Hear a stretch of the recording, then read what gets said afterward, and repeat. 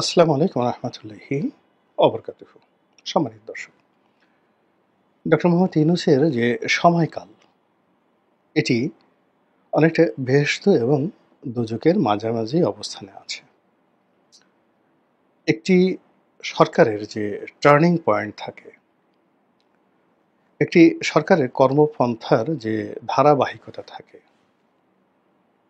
কিংবা একটি সরকারের দুর্নাম এবং বদনামের যে একটা, যাকে বলা হয়, আলাদা আলাদা ব্যারোমিটার, প্যারামিটার বা প্যারাগ্রাফ থাকে, সব জায়গাতে একটা এবড়ো থেবড়ো। অর্থাৎ ধরুন, আপনি যদি একটা রেল লাইন, সেটা সমান্তরালভাবে বইতে থাকে, কিন্তু প্রচণ্ড রৌদ্রে কিংবা অন্য কোনো তাপ এবং চাপে রেল লাইন যখন বাঁকা হয়ে যায়, তখন সেই পথে চলাচলকারী, মানে ট্রেন যারা আছে, ট্রেন এবং ট্রেনে যারা যাত্রী, সকলের জন্য সেই রেলপথ মৃত্যুকূপ হয়ে পড়ে। এই জন্য বলা হয়ে থাকে যে মাঝামাঝি কোনো জিনিস সবসময় ভয়ঙ্কর হয়। আমাদের দেশে যারা আলেম ওলামা রয়েছেন, তারা ওয়াজ করেন, বলা হয়ে থাকে যে যারা বেহেশতে যাবেন, তো তাদের জন্য এক ধরনের একটা ফয়সালা অনুভূতি, আর যারা দোজখে যাবেন তাদের জন্য এক ধরনের অনুভূতি, এবং তারা তাদের নির্মম এবং চূড়ান্ত পরিণতি জানার পর ওইভাবেই তার শরীর, মন, মানসিকতা ওইভাবে গড়ে উঠবে যে অনন্তকাল আমাকে জাহান্নামে থাকতে হবে। কিন্তু সমস্যা হবে তাদের যারা বেহেশত এবং দোজখের মাঝামাঝি জায়গাতে থাকবেন।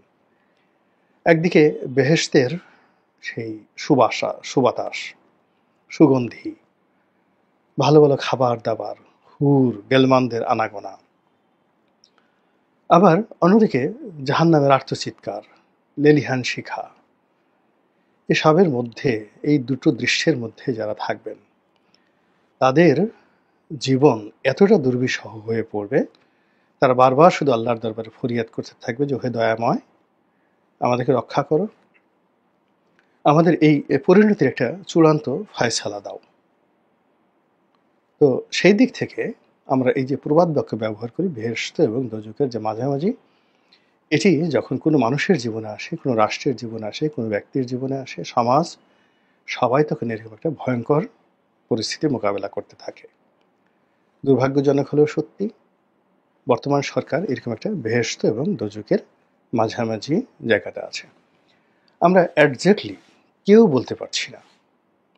স্বয়ং ডক্টর মোহাম্মদ ইউনূস, কিংবা ধরুন একেবারে অজপাড়াগাঁয়ের একজন গ্রাম্য মসজিদের খতিব কিংবা মুয়াজ্জিন, কিংবা ধরুন বাংলাদেশের সবচেয়ে বড় শিল্পপতি, অথবা ফুটপাতের পাশে দাঁড়িয়ে যে লোকটি সিগারেট বিক্রি করছে বা পান বিড়ি বিক্রি করছে, সবাই বর্তমান সরকারের ব্যাপারে সুনির্দিষ্টভাবে কিছু বলতে পারবে না। কেউ হয়তো পক্ষে বলবে, কেউ হয়তো বিপক্ষে বলবে, কিন্তু একটি সরকার যখন থাকে, আওয়ামী লীগ বা বিএনপি বা অন্য যে কোনো রাজনৈতিক দল, তখন সেই সরকারকে কেন্দ্র করে একটা জনমত গড়ে ওঠে। সেই জনমতের ধারাবাহিকতা যেটা থাকে, সেটাই হলো সরকারের প্রাণশক্তি বা প্রাণভ্রমরা। তো সেই ক্ষেত্রে বর্তমান সরকারের কোনো জনমত নেই। সরকারের পক্ষে যারা আছে, সব ভাষা উড়ন্ত জনমত, সকাল বিকাল পরিবর্তন হয়। সরকারের যে সমস্ত লোকজন আছেন, যারা সরকারের প্রশংসা করেন, তারা ভাড়াটিয়া, আর যারা সরকারের বিরোধিতা করেন, তারা সবাই ব্যক্তিগত স্বার্থ দ্বারা পরিচালিত। এই অবস্থাতে সরকার যে ক্রান্তিকাল মোকাবেলা করছে, সেই ক্রান্তিকালের মধ্যে সবচেয়ে বড় সমস্যাটা হলো বাংলাদেশের সঙ্গে দিল্লির বা ভারতের যে সম্পর্ক, স্মরণকালের সবচেয়ে খারাপ সম্পর্ক। সীমান্ত প্রায় বন্ধ, ব্যবসা বাণিজ্য একেবারে তলানিতে নেমেছে, এবং বাংলাদেশের যে সকল আমদানি পণ্য আমরা ভারত থেকে আনি, সেখানে তারা একটার পর একটা বাধা তৈরি করে ফেলেছে। তো ভারত একটা বড় রাষ্ট্র, বাংলাদেশের মতো একটা রাষ্ট্রে তাদের যদি তারা এক্সপোর্ট না করে, তাদের কিছু আসে যায় না। বছরে হয়তো তারা $40 বিলিয়ন মতো এক্সপোর্ট করে বাংলাদেশে। আমাদের দেশে $40 বিলিয়ন বিরাট ব্যাপার, কিন্তু ভারতের জন্য এটা কোনো বিষয় নয়। এখন ভারত যদি এই $40 বিলিয়ন যে রপ্তানি পণ্য বাংলাদেশে রপ্তানি না করে, আমাদেরকে বিকল্পভাবে যদি চায়না থেকে আনতে হয়, অন্য কোনো দেশ থেকে আনতে হয়, এবং খরচ যদি $40 বিলিয়ন পরিবর্তে 50 বিলিয়ন হয়, 60 বিলিয়ন হয়, আমাদের কোমর ভেঙে যাবে, মেরুদণ্ড ভেঙে যাবে, এবং আমরা 1 বছর টিকে থাকতে পারবো না। এবং ঠিক সেই অবস্থাটা তৈরি হয়েছে। বিশেষ করে আমাদের যে শিল্পের কাঁচামাল,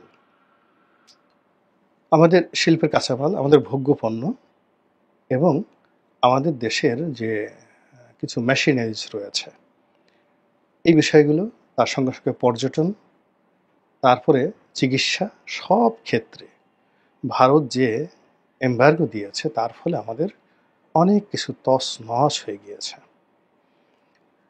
দ্বিতীয়ত যেটা আছে সেটা হলো, বাংলাদেশ থেকে আমরা যে ভারতে রপ্তানি করি, শুল্কমুক্ত সুবিধায় রপ্তানি করি, সেখানেও রাজ্যের সব বাধা এবং বিঘ্ন তারা তৈরি করেছে। আমরা ভারতের অনেকগুলো বন্দরকে, বিমানবন্দরকে ট্রানজিট পোর্ট হিসেবে ব্যবহার করতাম। এখন ভারত সেগুলো বন্ধ করে দিয়েছে। আমরা এখন সেই ট্রানজিট পোর্ট হিসেবে ব্যবহার করতে পারছি না বিমানবন্দরকে, এবং হাজার হাজার কোটি টাকা প্রতি মাসে আমাদেরকে গচ্চা দিতে হচ্ছে।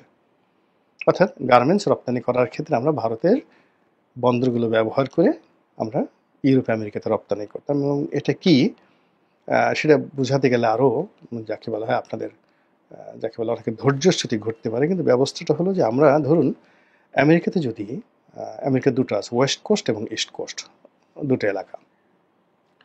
এখন ওয়েস্ট কোস্টের যে সকল বন্দর রয়েছে, সে সকল বন্দরে আমরা সমুদ্রপথে মাল পাঠাবো।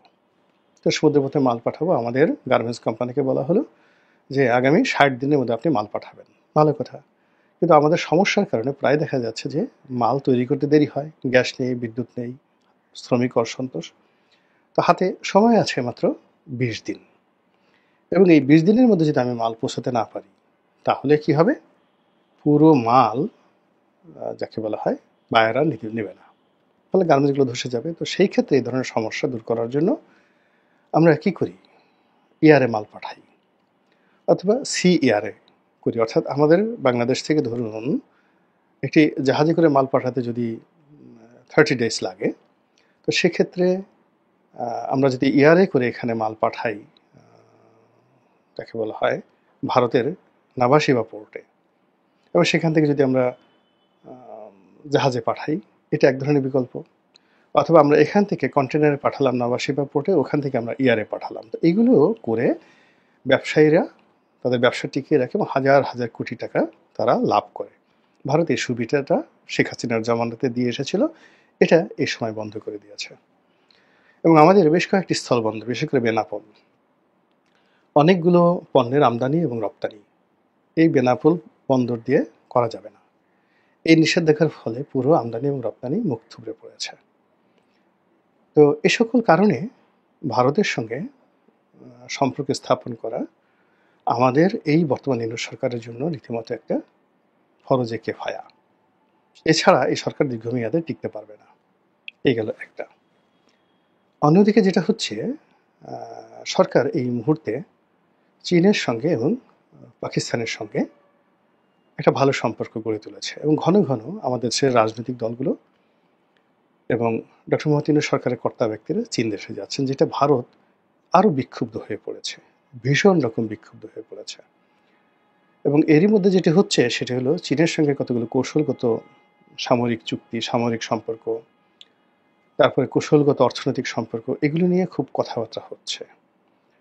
যখন এ সকল বিষয়াদি নিয়ে কথাবার্তা হচ্ছে, ঠিক সেই সময়টিতে আমেরিকার যিনি পররাষ্ট্রমন্ত্রী, তিনি আমাদের ডক্টর মোহাম্মদ ইউনূসের সঙ্গে কথা বলেছেন, এবং সেই কথা বলার মধ্যে তিনি যে সকল বিষয় আলোচনা করেছেন, সেখানে আমাদের যে পাক ভারত উপমহাদেশে মার্কিন স্বার্থ দেখার জন্য একটা চুক্তি রয়েছে, ইন্দো প্যাসিফিক ট্রিটি, আর আরেকটা সংগঠন রয়েছে কোয়াড। তো শেখ হাসিনার পতনের মূল কারণ ছিল সেই ইন্দো প্যাসিফিক চুক্তিতে বাংলাদেশের অন্তর্ভুক্তি আর কোয়াডে সংযুক্তি, কোয়াডে অংশগ্রহণ করা। তো এই কাজটি শেখ হাসিনা করতে পারেনি মূলত চীনের কারণে। তো এখন এই যে আমেরিকা, সে আমেরিকা আবার নতুন করে ডক্টর মোহাম্মদ ইউনূসকে চাপ দিচ্ছে কোয়াড এবং ইন্দো প্যাসিফিক নিয়ে। আবার আমেরিকার সাথে ভারতের যে সম্পর্ক, সেই সম্পর্কের ক্ষেত্রে আমেরিকা বলছে যে ঠিক আছে, তারা যদি কোয়াডে আসে, ইন্দো প্যাসিফিকে যদি যুক্ত হয় এবং সেখানে চট্টগ্রাম বন্দর যদি ডিপি ওয়ার্ল্ডকে দিয়ে দেওয়া হয়, আমেরিকান কোম্পানি, দুবাই পোর্ট, তো নাম দুবাই পোর্ট, ডিপি ওয়ার্ল্ড, কিন্তু এটার মালিকানা আমেরিকান। তো এটা যদি ইউনূস সরকার করে, তারপরে সেন্ট মার্টিন নিয়ে যে সকল কথাবার্তা শুনছি সেগুলো যদি হয়, তারপরে করিডোর নিয়ে যে সকল কথাবার্তা হচ্ছে সেগুলো যদি হয়, তাহলে ভারতের উচিত ইউনূস সরকারকে সহযোগিতা করা, এবং এই কাজটি করলে তাদেরকে চীন থেকে সরানো যাবে। এবং চীনের সাথে যদি ডক্টর মোহাম্মদ ইউনূস সরকারের একটা গভীর সম্পর্ক হয়ে যায়, তাহলে আর যা হোক না কেন, চীন তো এরকম একটা রেজিম, তারা কখনো কোনো দেশে গণতন্ত্রকে প্রমোট করে না। তারা সবসময় ফ্যাসিবাদী, তারপরে স্বৈরশাসন, একদলীয় শাসন, এগুলোকে সবসময় তারা প্রমোট করে। আর আমেরিকা এবং ভারত আর যাই হোক না কেন, তারা তাদের মতো করে সেখানে একটা গণতন্ত্রের যাকে বলা একটা সাইনবোর্ড তারা রাখে। তো সেই দিক থেকে আমেরিকা প্রথমত সরাসরি ডক্টর মোহাম্মদ ইউনূসের সঙ্গে একটা ডিল করতে চাচ্ছেন, এবং যেটা এখন স্পষ্ট যে ডক্টর মোহাম্মদ ইউনূসের ক্ষমতায় গ্রহণ, তার ক্ষমতার পদায়ন, তার ক্ষমতায় থাকা এবং ক্ষমতা পরিচালনা, সব কিছুর পিছনে আমেরিকার যে একটা বিরাট ভূমিকা আছে। সেটা ডিপ স্টেট হতে পারে, সেটা আরও অনেক কিছু হতে পারে, যার কিছু কথা ডক্টর মোহাম্মদ ইউনূসের যারা মেন্টর, যারা তার তাত্ত্বিক গুরু এবং এই সরকারকে যারা টিকিয়ে রেখেছেন, তাদের বুদ্ধি দ্বারা, প্রজ্ঞা দ্বারা, তারাই স্বীকার করেছেন যে ডক্টর মোহাম্মদ ইউনূসের ক্ষমতা আসার পেছনে আমেরিকার ডিপ স্টেটের একটা বিরাট ভূমিকা ছিল, এবং শেখ হাসিনার পতনের পেছনে আমেরিকার সরাসরি সক্রিয়, আবার বলছি সরাসরি সক্রিয় একটা ভূমিকা ছিল। তো কাজেই আমেরিকাকে আসলে বাদ দেওয়া সম্ভব নয়, আমেরিকাকে কোনো অবস্থাতেই অ্যাভয়েড করা সম্ভব নয়, এবং কোনো অবস্থাতেই আমেরিকাকে অ্যাভয়েড করে চীনের সঙ্গে বন্ধুত্ব করা এই সরকারের পক্ষে সম্ভব নয়। তাই যদি হয়, তাহলে এই চীনের সঙ্গে যা কিছু হচ্ছে সেটা রাজনৈতিক দল ডক্টর মোহাম্মদ ইউনূস তাদের জন্য একটা বুমেরাং হয়ে যাবে আগামী দিনগুলোতে। এবং আমরা লক্ষ্য করলাম যে ভারতের যে পররাষ্ট্র মন্ত্রণালয়ের যিনি মুখপাত্র এবং পররাষ্ট্র সচিব, তিনি বাংলাদেশের ব্যাপারে বেশ নরম কথা বলেছেন, একেবারে নজিরবিহীন, এবং বাংলাদেশের সঙ্গে আলোচনা করা এবং বাংলাদেশ এবং ভারতের মধ্যে যে বিবাদমান সমস্যাগুলো রয়েছে সেই সমস্যাগুলোর ব্যাপারে একটা ইতিবাচক সমাধানে পৌঁছানোর ব্যাপারে ইতিমধ্যে দিল্লি অনেকটা গ্রিন সিগন্যাল দিয়েছে।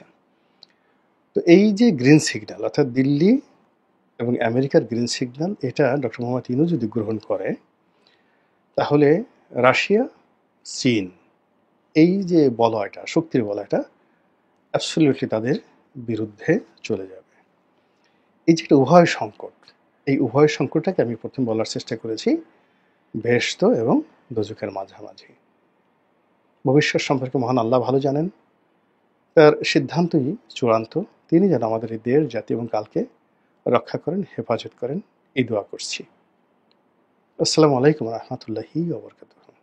আসসালামু আলাইকুম। অন্তর্বর্তী সরকারের যে এজেন্ডাগুলো রয়েছে তারা যে কোনো মূল্যে তা বাস্তবায়ন করবেই, এবং প্রয়োজনে ভয়ঙ্কর একটা বিভাজনের রেখা পুরো জাতির মধ্যে সৃষ্টি করে একটা গৃহযুদ্ধ তারা বাঁধানোর চেষ্টা করবে। তার ইঙ্গিত আমরা তো নানানভাবে পাচ্ছি, নানানভাবে, এবং তারই এক ধরনের একটা প্রতিধ্বনি আমরা শুনতে পেলাম শনিবার রাজধানীতে একটি অনুষ্ঠানে অ্যাটর্নি জেনারেল মোহাম্মদ আসাদুজ্জামানের কণ্ঠে। তিনি বিশাল একটা বিপ্লবী বাণী দিয়েছেন। তার বক্তব্যটা একটু ছোট্ট করে শোনায় আগে। অ্যাটর্নি জেনারেল বলছেন, আন্তর্জাতিক অপরাধের ট্রাইব্যুনালে যারা দণ্ডিত হবেন তারা নির্বাচনে অংশ নিতে পারবেন না। খুব ভালো কথা, আমরা জানি সবাই। এবং দণ্ডিত করার প্রক্রিয়া, বিচারিক প্রক্রিয়া, তাদের পক্ষ থেকে কীভাবে কী করা হয়েছে তাও কম বেশি আমরা জানি। অ্যাটর্নি জেনারেল বলছেন আওয়ামী লীগের সঙ্গে সবচেয়ে ভয়ঙ্কর যে বক্তব্যটি তিনি দিয়েছেন শনিবার, তিনি বলছেন যে আওয়ামী লীগের সঙ্গে যারা জড়িত তাদেরও আইনের আওতায় আনার সুযোগ আছে। তার মানে কি? সুযোগ যেহেতু আছে, আইনের আওতায় আনা হবে। আচ্ছা, পরে আসছে বিষয়ে। রাজনৈতিক দ্বন্দ্ব থাকলেও আওয়ামী লীগের বিরুদ্ধে সব দল ঐক্যবদ্ধ, মানবতা বিরোধী অপরাধের দল হিসেবে আওয়ামী লীগের বিচার করা যাবে। তার মানে বিচার করবে, নিঃসন্দেহে একটা বিপ্লবী বাণী। কিন্তু আওয়ামী লীগের সঙ্গে যারা জড়িত তাদের সবাইকে বিচারের আওতায় আনা যাবে, আনার সুযোগ রয়েছে, এই কথার অর্থ কী? এমন আইন কোথায় বাংলাদেশের? যারা গুম, খুন, দুর্নীতি, লুটতরাজ, টাকা পাচার ইত্যাদি ইত্যাদির সঙ্গে জড়িত তাদের সবার বিচার হোক, কেউ তো আপত্তি জানাচ্ছে না। কিন্তু আওয়ামী লীগের সঙ্গে জড়িত তার মানে কি? কত কোটি মানুষের বিচার তারা করতে চায়।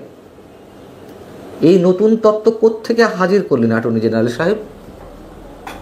দেখুন, যে হিসাবটা দিতে চাচ্ছি এটি অনেকবার দেওয়া হয়েছে এর আগে, তারপরও একটু শোনায় আলোচনার জায়গা থেকে। আওয়ামী লীগের ভোট ব্যাংক কত ছিল, মানে কত ভোটার ছিল? 35 থেকে 40%। আওয়ামী লীগের জনপ্রিয়তা কমেছে, যদি ধরেও নেই কত শতাংশ কমবে? 35-40 থেকে 30-25 আছে তো। বাংলাদেশে বর্তমানে যে ভোটার 12 কোটি, তার 25% কত? 2.5 কোটি, মানে 3 কোটি ভোটার। আচ্ছা, জনসংখ্যা যদি 18 কোটি হয়, তার 25% কত? প্রায় 4.5 কোটি। এই 4.5 কোটি মানুষের বিচার করবেন? 4.5 কোটি মানুষকে যখন ইচ্ছে তখন যে কোনো মামলা মোকদ্দমায় জড়িয়ে আদালতে পড়বে, কারাগারে পড়বেন? 4.5 কোটি মানুষের বিরুদ্ধে স্টিম রোলার চালানো হবে, আর এই কোটি কোটি মানুষরা চুপচাপ বসে বসে আঙুল চুষবে, কোনো ধরনের ক্রিয়া প্রতিক্রিয়া হবে না। তার মানে কি? যেভাবে পারা যায় একটা গৃহযুদ্ধের দিকে সরকার যে কোনোভাবে দেশকে নিয়ে যাবে। এই অ্যাটর্নি জেনারেলের রেফারেন্স দিয়ে প্রধান উপদেষ্টা প্রেস সচিব মিস্টার শফিকুল আলম একটি জ্বালাময়ী বক্তব্য দিয়েছিলেন। তিনি বলেছিলেন যে অ্যাটর্নি জেনারেলের কাছ থেকে তিনি নাকি শুনেছেন অন্তর্বর্তী সরকারের এখতিয়ার কতটা। অন্তর্বর্তী সরকার নাকি যা ইচ্ছে, মানে যে কোনো চুক্তি, যে কোনো সিদ্ধান্ত যখন ইচ্ছে নিতে পারে, এই রাইটসগুলো নাকি অন্তর্বর্তী সরকারের রয়েছে। এই হচ্ছে এই অ্যাটর্নি জেনারেল মিস্টার মোহাম্মদ আসাদুজ্জামানের বক্তব্য। তিনি আবার মবকে সাপোর্ট করে শনিবার একই অনুষ্ঠানে কথা বললেন। কি বলেছেন? এই মবের সৃষ্টি হচ্ছে আওয়ামী লীগের 15.5 বছরের যে কর্মকাণ্ড, তার ক্ষোভের বহিঃপ্রকাশ। কীভাবে জাস্টিফাই করছেন একজন অ্যাটর্নি জেনারেল, রাষ্ট্রের সর্বোচ্চ আইনি কর্মকর্তা হয়ে? অ্যাটর্নি জেনারেল সরকারি পদ নয়, এটা রাষ্ট্র নিযুক্ত পদ। তারপরও আমাদের দেশের যে সংস্কৃতি, তাতে অ্যাটর্নি জেনারেলরা সবসময় সরকারের পারপাসে সার্ভ করেছে, আমরা জানি। যে কোনো আইনি বিষয়ে সরকারকেই সমর্থন করেছে, রাষ্ট্রকে নয়। সব মেনে নিলাম, কিন্তু এ ধরনের ভয়ঙ্কর বিশেষ একটি দলের বিরুদ্ধে দাঁড়িয়ে এ ধরনের ভয়ঙ্কর বক্তব্য দিয়েছেন, ন্যাক্কারজনক, পুরো লেজর বৃত্তি সম্পন্ন বক্তব্য কারোর মুখ থেকে আমরা শুনেছি? আমার তো মনে পড়ে না। এদিকে পুলিশের বড় বড় কর্তারা, তারাও বিভিন্ন ধরনের সভা সমাবেশে, রাজনৈতিক সভা সমাবেশে উপস্থিত হয়ে তারাও বৈপ্লবিক বাণী ছাড়ছেন। যেমন বৃহস্পতিবার রাজধানীতে জামাতের একটি অনুষ্ঠান ছিল। রাজধানীর আজিমপুর এলাকায় ঢাকা 7 আসনের জামাতের সংসদ সদস্য পদপ্রার্থী হাজী এনায়েত উল্লাহর উদ্যোগে এই সমাবেশটি ছিল। সেখানে উপস্থিত হলেন কে? লালবাগ থানার সহকারী commissioner mister Shah Alam. Mister Shah Alam ওই অনুষ্ঠানে উপস্থিত হয়ে বলছেন, বক্তব্যটা শুনুন। আগের ফ্যাসিস্ট সরকার পুরো দেশ বিক্রি করে দিয়েছে। ভাই, দেশ বিক্রি করে দিলে আবার কীভাবে দেশ পুনরুদ্ধার হলো ঠিক বুঝলাম না। আচ্ছা, এটা আপনারা সবাই জানেন। পত্রিকাতেও পড়েছেন, পত্রিকা থেকে নাকি আমরা পড়েছি আওয়ামী লীগ দেশ বিক্রি করে দিয়েছিল। এখন একটা সুযোগ এসেছে দেশের জন্য কাজ করার। আপনারা এলাকায় কাজ করবেন, কর্মীর সংখ্যা বাড়াবেন। মানুষটা হচ্ছে সরকারি চাকরিজীবী, পুলিশের ঊর্ধ্বতন কর্মকর্তা, তিনি জামাতের কর্মীর সংখ্যা বাড়াতে বলছেন। আমরা পুলিশ আমাদের জনগণের সঙ্গে সম্পৃক্ত হতে হবে, দেশপ্রেমিক জনগণের সঙ্গে আমরা কাজ করব। এখন একটা সুযোগ এসেছে ভোট বিপ্লবের। সরকারি চাকরি বিধি অনুযায়ী কোনো সরকারি কর্মকর্তা কোনো রাজনৈতিক দলের সভা সমাবেশে উপস্থিত হয়ে এ ধরনের বক্তব্য দিতে পারেন না, সহজ কথা, আমরা সবাই জানি। এবার এটি আওয়ামী লীগের সময় আমরা দেখেছি অনেক বড় বড় পুলিশ কর্মকর্তা তারা আওয়ামী লীগের বিভিন্ন জনের সভা সমাবেশে উপস্থিত হয়ে এই ধরনের কথা বলেছেন। আর এখন তো তারা বলবেই। কেন বলবেন? প্রতিনিয়ত যে মবের সৃষ্টি হচ্ছে, জানে বাঁচার তো একটা পথ তৈরি করতে হবে। মবের শিকার হয়ে যেভাবে পুলিশ কর্মকর্তারা সহ সরকারি কর্মকর্তাদের চাকরি যাচ্ছে, চাকরিটা তো বাঁচাতে হবে। এই হচ্ছে অন্তর্বর্তী সরকারের সময়কার কাজ। এগুলো চলছে, এগুলো চলবে, আরও ভয়ঙ্কর রূপ ধারণ করবে। এবং সবশেষে আবারও একটু আমরা আমাদের অ্যাটর্নি জেনারেল মিস্টার আসাদুজ্জামানের প্রতি শ্রদ্ধা জ্ঞাপন করতে চাই। শ্রদ্ধা জ্ঞাপন করে বিনয়ের সঙ্গে প্রশ্ন রাখতে চাই, মানুষ এতটা নিচে নামতে পারে সরকারি পদ পদবি বা রাষ্ট্রীয় পদ পদবি রক্ষার জন্য?